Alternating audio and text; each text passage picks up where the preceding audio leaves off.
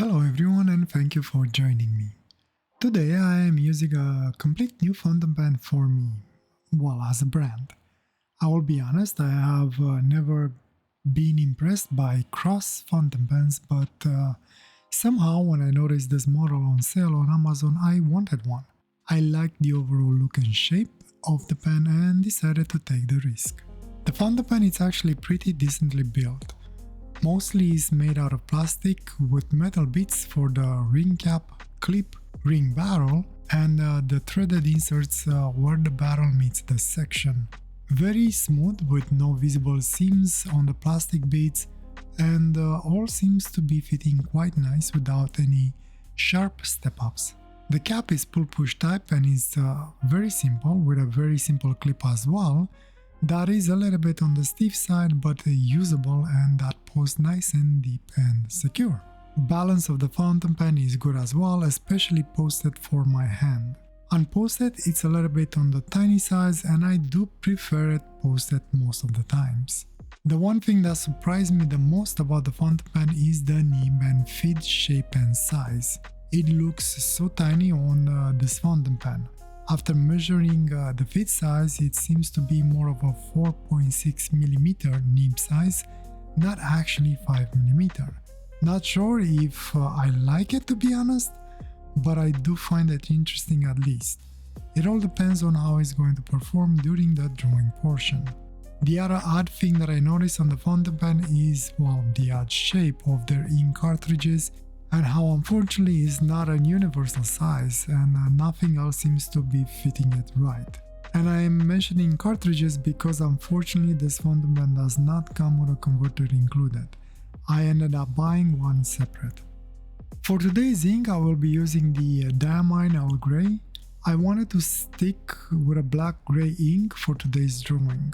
Did not have an actual plan for the Scribble today, so I decided to keep it safe. The only plan that I had is that whatever I was planning to do, it just had to have eyes on it. That was the extent of my plan. No issues during the fill up. As you will see, there is a little bit of an air gap in the converter, but I don't know if that is because of how the ink is flowing inside the section or if it is a limitation of the converter.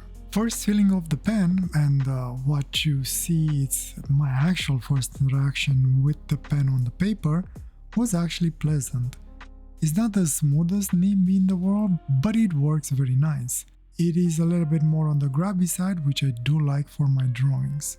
The only unpleasant thing that I found on it is that on reverse, while it's making a really nice fine line for my copy, the nib was extremely scratchy while going from side to side.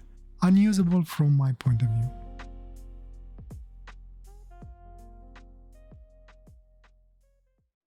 After the writing sample, I spent a little bit of time thinking on an idea that I could use for the drawing, and after bouncing around a few of them, I decided to use one of my pictures as a source of inspiration.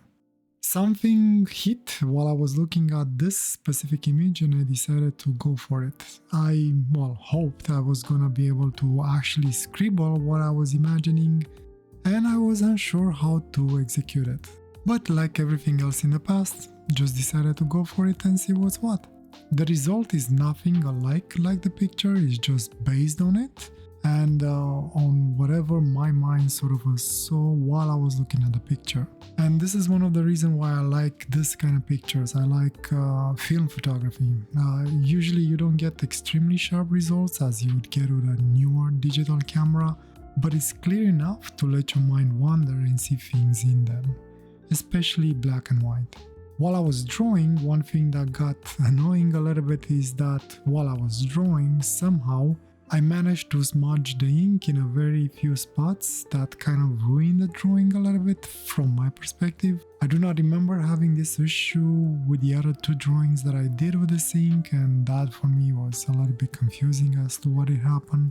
And the annoying part was that my original goal was to get a very clean drawing with very clean lines, very similar with the style of the first drawing that I did this year.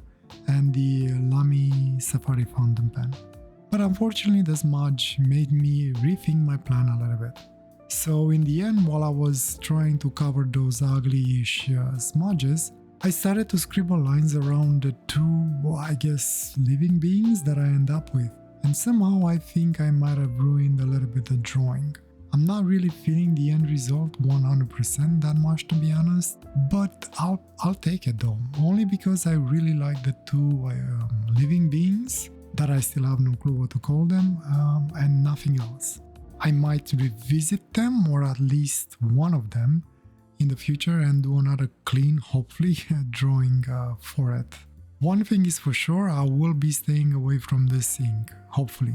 The odd thing is that the smudging did not even happen while I was erasing the pencil lines that I had on the paper. Somehow my hand was what smudged it, even though I did wear the glove. Anyway, lesson learned, I guess. Pay more attention in the future, especially if you forget and you decide to reuse this ink.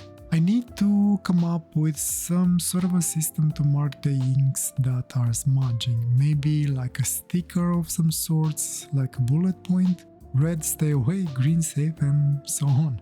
Anyway, with the drawing aside, the fountain pen actually performed pretty well, to be honest. Not a lot of issues with it. I mean, there was one, but I don't know if I would call it an issue, or maybe the ink and this fountain pen don't work well. Basically, the only issue that I had was that after a while the fountain pen was starting to feel like it was starving for ink.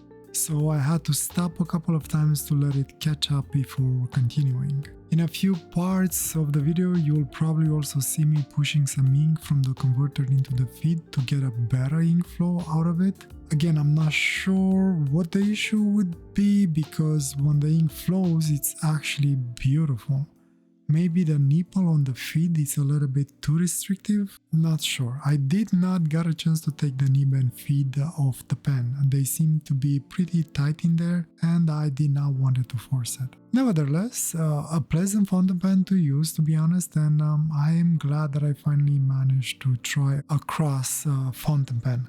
They are still not high on my favorite list, but at least for now I don't dislike them that much either. And yeah, I guess this will be it for today. Well, as usual, at least that's it for my ramblings. So I'll make myself scarce and let you enjoy the music and the rest of the scribble. And if you have any comments, as usual, leave them below and I will reply to them as soon as I get a chance. I wish you all the best and a wonderful day or night, wherever you are. Take care. Bye.